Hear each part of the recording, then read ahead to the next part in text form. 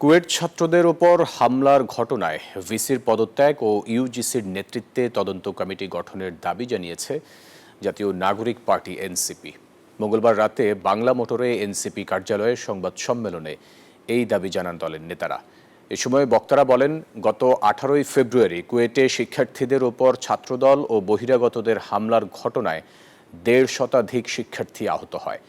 ঘটনার প্রায় 2 মাসেও হামলাকারীদের বিরুদ্ধে যথাযথ ব্যবস্থা নেয়নি বিশ্ববিদ্যালয় প্রশাসন। উপরন্তু 30 শিক্ষার্থীকে বহিষ্কার করা হয়। এর ফলে প্রশ্নবিদ্ধ হয় বিশ্ববিদ্যালয় প্রশাসনের নিরপেক্ষতায়। তাই ঘটনার সুষ্ঠু তদন্ত ও ভিসির পদত্যাগে আন্দোলনরত শিক্ষার্থীদের সাথে একাত্মতা প্রকাশ করছে এনসিপি। সেই সাথে ঘটনার সুষ্ঠু তদন্তে ইউজিসির নেতৃত্বে তদন্ত কমিটি গঠনের আহ্বানও জানিয়েছে দলটি।